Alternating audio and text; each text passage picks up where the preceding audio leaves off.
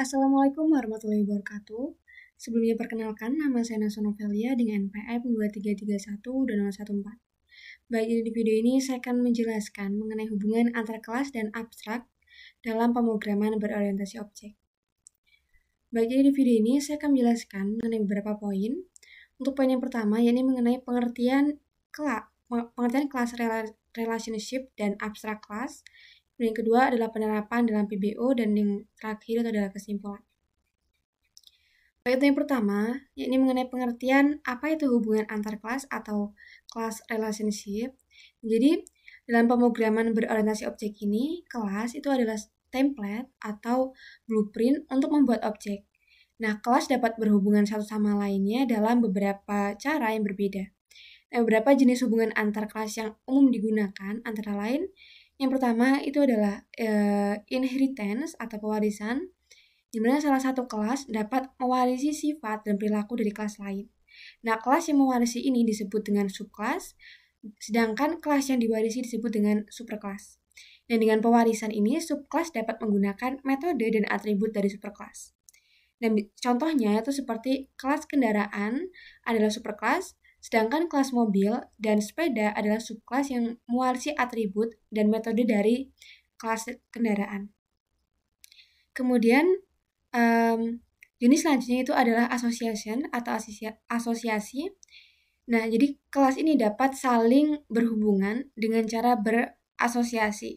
Nah, ini berarti satu objek kelas dapat berhubungan dengan objek kelas lain tanpa harus menjadi bagian dari kelas tersebut. Nah, hubungan ini dapat bersifat satu ke satu, kemudian satu ke banyak, atau banyak ke banyak. Kemudian, lanjut lagi. Contohnya itu seperti sebuah objek mahasiswa dapat berasosiasi dengan objek mata kuliah karena seorang mahasiswa bisa mengambil banyak mata kuliah dan setiap mata kuliahnya bisa diambil oleh banyak mahasiswa. Kemudian lanjut lagi ke jenis selanjutnya itu aggregation atau agregasi. Nah, ini adalah jenis hubungan yang lebih kuat dari asosiasi sebelumnya. Nah, di mana satu objek kelas ini dapat menjadi bagian dari objek kelas lain. Tetapi objek yang teragregasi masih bisa berdiri sendiri. Nah, contohnya seperti kelas perpustakaan memiliki objek buku, di mana buku adalah bagian dari perpustakaan. Tetapi buku tetap bisa ada meskipun perpustakaan tersebut tidak ada. Kemudian lanjut ke composition atau komposisi. Nah, komposisi ini adalah bentuk agregasi yang lebih kuat, di mana objek yang terkomposisi tidak bisa eksis tanpa objek induknya. Nah, jika objek induk dihancurkan, nah objek yang terkomposisi juga akan dihancurkan. Nah, contoh itu seperti kelas mobil yang dimana memiliki objek mesin. Nah, kemudian mesin ini tidak bisa ada tanpa mobil. Nah, karena mesin ini adalah bagian integral dari mobil tersebut. Kemudian selanjutnya,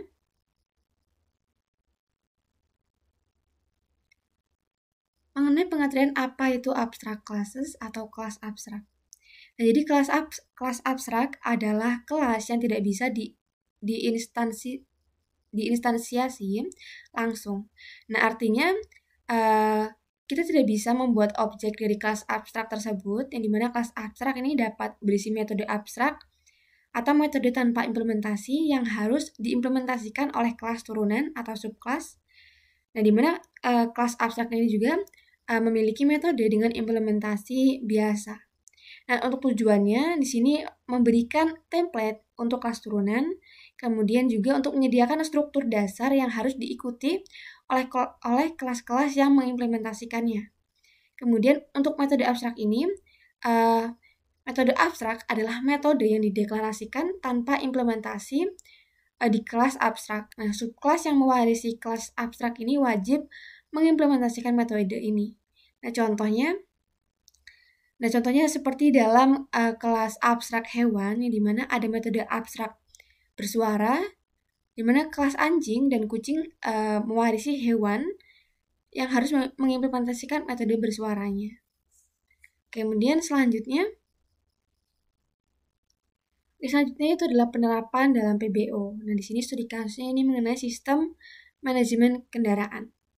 Di sini, misalkan kita ingin membuat sebuah sistem manajemen kendaraan yang dapat melacak berbagai jenis kendaraan. Dan sistem ini membutuhkan beberapa kelas seperti kendaraan, mobil, dan sepeda. Nah, kita akan menggunakan hubungan antara kelas dan konsep kelas abstrak untuk merancang sistem ini. Oke, lanjut ke dalam kode programnya.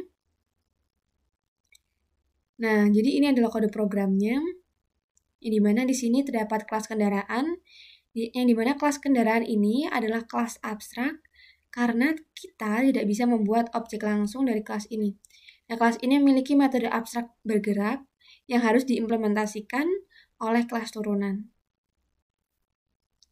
Kemudian di sini terdapat subkelas mobil, di mana kelas mobil ini mewarisi kelas kendaraan dan mengimplementasikannya metode bergerak. Kemudian di sini terdapat subkelas sepeda, di mana kelas sepeda juga mewarisi kelas kendaraan dan mengimplementasikan metode bergerak juga. Kemudian untuk selanjutnya, di sini terdapat polymorphism, di mana dengan menggunakan polymorphism ini, kita bisa membuat array kendaraan yang berisi objek mobil dan sepeda. Nah, kedua objek ini bisa diperlakukan sebagai objek kendaraan, tetapi mereka memiliki implementasi bergerak yang berbeda. Baik, mungkin itu penjelasan singkatnya mengenai kode program, dan ini adalah outputnya. Di sini outputnya, ini mobil Toyota bergerak di jalan, kemudian sepeda Polygon bergerak dengan di kayu, seperti itu. Oke, selanjutnya ini mengenai kesimpulan. Nah, kesimpulannya, jadi hubungan antar kelas seperti pewarisan atau inheritance, asosiasi, agregasi, dan komposisi memungkinkan kita untuk merancang sistem yang terstruktur dan modular. Dan untuk kelas abstrak, ini membantu menyediakan template dasar yang harus diikuti oleh kelas-kelas turunan, serta memungkinkan pengguna metode abstrak yang dapat diimplementasikan sesuai kebutuhan spesifik. Baik, mungkin itu saja yang bisa saya sampaikan mengenai materi ini. Apabila terdapat kekurangan saya dalam menjelaskan, saya mohon maaf, saya akhiri. Wassalamualaikum warahmatullahi wabarakatuh.